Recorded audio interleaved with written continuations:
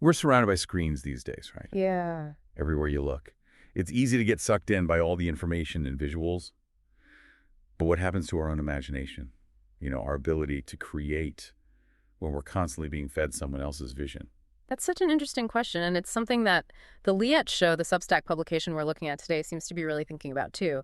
The way the Liet Show combines written stories and audio podcasts is interesting. Like in the show's About section and this episode, A Joke's Worth 1,000 Words, it seems like she's trying to figure out the tension between just passively taking things in and actively creating. Yeah.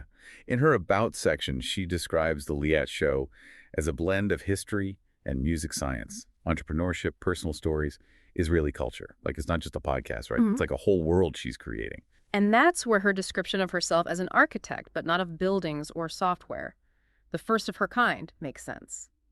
Instead of designing physical things, she's building a way for people to understand the world. She's like an architect of ideas and stories, carefully putting together these seemingly random things to create something new and something that makes you think.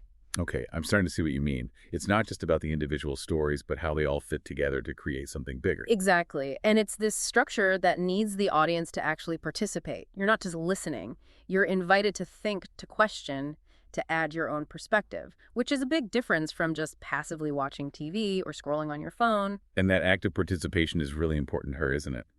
In the episode A Joke's Worth 1,000 Words, she talks about how believing in creators is what lets them do their best work and share it with the world. Yes. She gives the example of George Harrison believing in Monty Python, which led to Life of Brian. But she goes beyond just asking for financial support.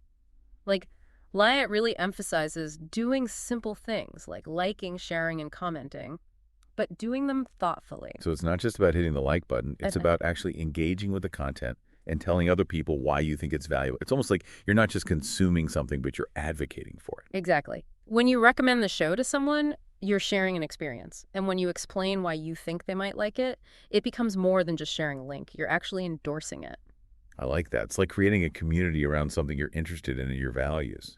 And that sense of community is something Liat really cultivates. She structures her episodes so they encourage interaction and discussion. She creates a space where listeners can connect not just with her, but also with each other. Take, for instance, how in A Joke's Worth 1,000 Words, she compares Roman rule with British and French influence in the Middle East. It seems like a history lesson on the surface, but she uses it to show how we often forget about the contributions of people who weren't hovering. This starts a conversation about power and historical narratives that goes beyond the episode itself.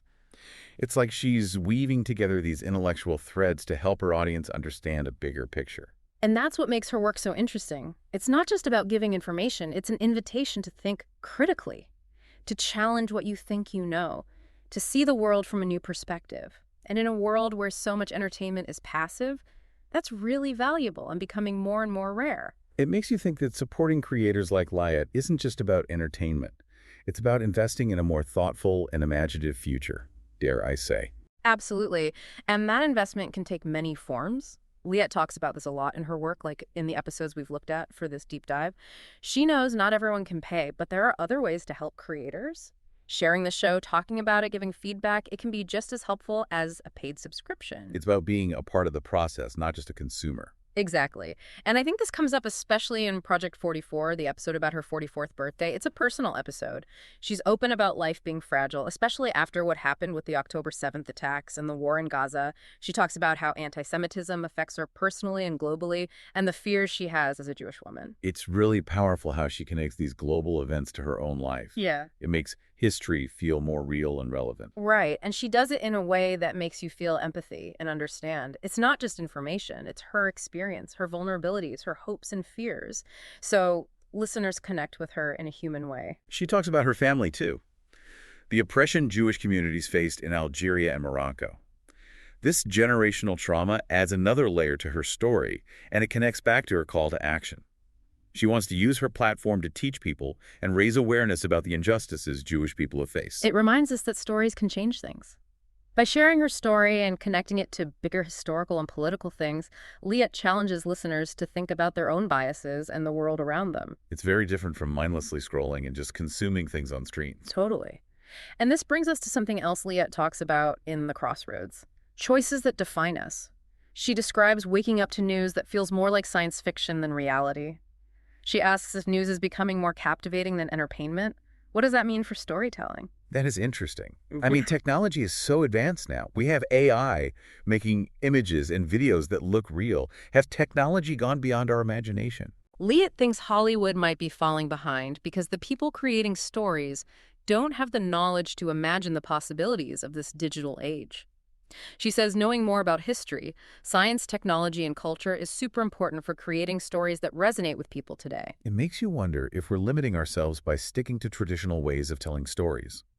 Maybe we need to be more open to new ways of expressing things, new ways of mixing fact and fiction, personal experience and global events. And that's where creators like Liat are important. They're pushing the boundaries of storytelling, trying new formats, finding new ways to involve their audience. They're not afraid to challenge the norm and explore new things in the digital age.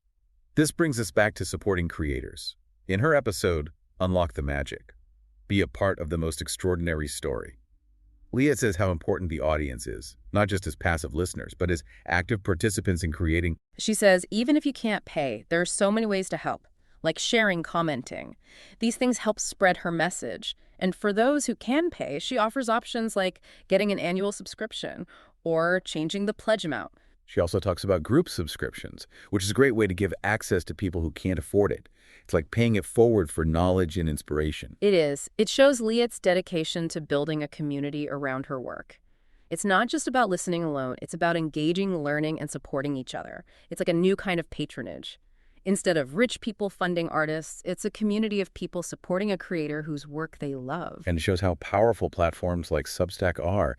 They allow this direct connection between creators and their audience. Right. It makes supporting creative work more accessible. Anyone can be a patron now. So, as we wrap up our deep dive into the Liat Show, what's the main thing our listeners should take away from this? What should they be thinking about? I think the most important thing to remember is to recognize and support creators who are doing something new with storytelling.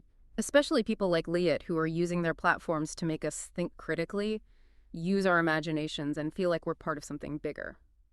It's easy to just passively consume things, especially with all the screens and endless content we have today. The Liat Show reminds us that we have a choice. We can choose to be more active, engage with content that challenges us, inspires us, and connects us to something beyond ourselves. And there are many ways to do that. It can be as simple as liking a post or sharing an episode with someone. You can contribute financially or join a group subscription. You can even reach out to Liat directly and tell her how her work has affected you. Every action, no matter how small, contributes to a larger world of creativity and intellectual exchange. Exactly. And I think that's the most inspiring thing about the Liat Show. It reminds us that we all have a part to play in shaping the future of storytelling. Even in a world full of screens, human connection and imagination can still thrive. So to our listeners, I encourage you to check out the Liat Show and see what you think. You might be surprised by how it sparks your own creativity and makes you see the world in new ways. As you experience Liat's work, ask yourself this: how can you be more active in supporting the creators who are making your life better and shaping our culture?